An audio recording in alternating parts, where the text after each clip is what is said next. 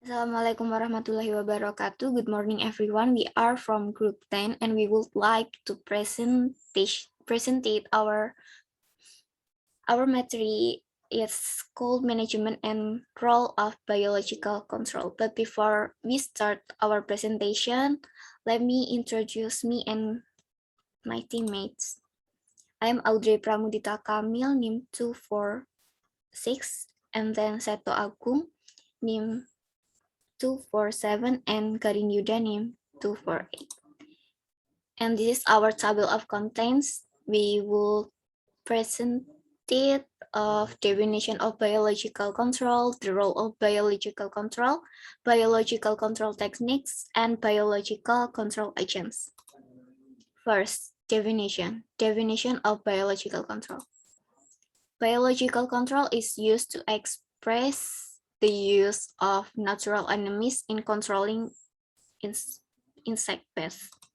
Another definition is biological control is the use of living organisms to control pests. A natural enemy such as a parasite, predator, or disease organism is introduced into the environment of a pest, or if already present, is encouraged to multiply and become more effective in reducing the number of pest organisms. Second, the role. The role of biological control.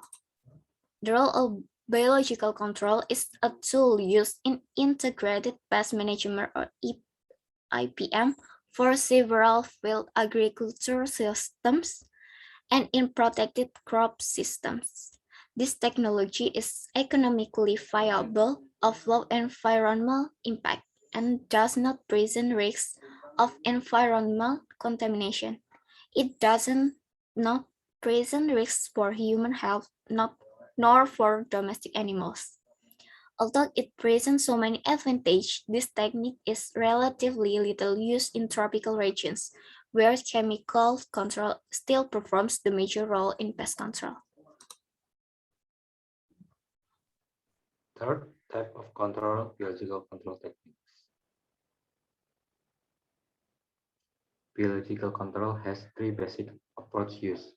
Van Lenter said that biological control using natural enemies can be broadly classified into three main categories: classical, augmentative, and conservative control.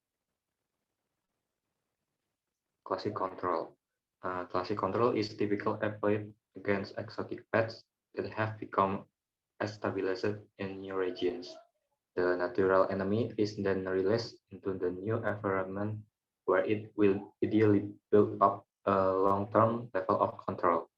It is most suited to perennial crop and orchard situations. Next, augmentation control. It's referred to method of biological control in which a large number of commercially produced natural enemies are regularly introduced to crop ecosystem. It is best suited to short-term annual crops. The natural enemies are expected to establish themselves to provide long-term control. Continue, the lists are expected to keep the pest at low numbers and prevent it from approaching economic injury level.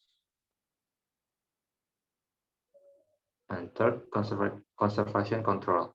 Conservation control utilities indigenous predators and parasitoids, primarily against native pests through the preservation of pests, natural enemy, and crop biodiversity. The control probably the most important and readily available biological control practice available to growers. Natural enemies occurs in all production systems from the backyard garden to the commercial field. They are adapted to local environment and to the target pests and their conservation in generally simple and cost effective. And next, agents, the biological control agents. Biological control agents are natural enemies that have been or are being used as agents for biological control. Based on how they work or their nature, Natural enemies can be grouped into three groups, namely predators, parasitoids, and pathogens. Parasitoids.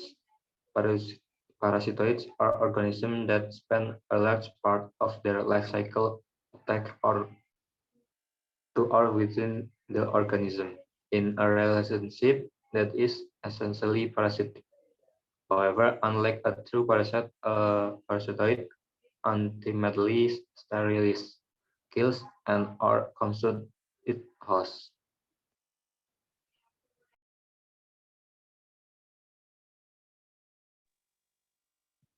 Characteristic of parasitoids, often highly specialized and host-specific, tend to be smaller than the host. Only the female searches for the host to lay eggs. Eggs are usually laid in, on, or near host. Mature parasitoids remain on or in host. Adults are free, living, and mobile. Sometimes multiple parasitoids may emerge from one pest, highly susceptible to insecticide, especially adults. Next, the advantage or strengths of pest control with parasitoids. Number one, high parasitoid survival. Number two, the parasitoids population can still survive even at a low population direction. Number three, parasitoids require only one or a few individual hosts to complete their life cycle. Number four, most of the parasitoids are monophage or oligopagus and thus have a narrow host range. Next. Predators. Predators are free-living organisms by eating, killing, or preying on other animals. If the parasitoids parasites the host, then the predator or predator is prey to death. Predators kill their prey directly, so they must have a high surge of hunting power and have the advantage of physical properties that allow predators to be able to catch and kill their prey. Next. Example predators. Number one, owl, ladybirds, beetles, and spiders. Pathogens. Insects and mites like plants, humans, and other animals can be infected by disease-causing organisms such as bacteria, viruses, and fungi. Most insect pathogens are relatively specific to certain group of insects and certain life stage. The microbial products do not directly affect beneficial insects and none are toxic to wildlife or humans. Specificity ironically can be a disadvantage to the commercialization of these products because their small market may limit profitability. Next. Examples of insect pathogens. Fungi, Beauveria bassiona, and Metarhizium anisopliae. Next.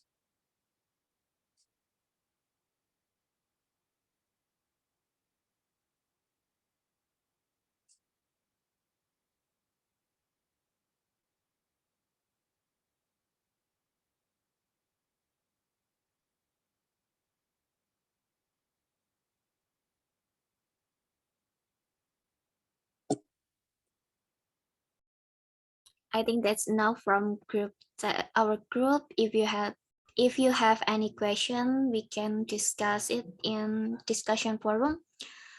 Thank you for your attention. Wassalamualaikum warahmatullahi wabarakatuh.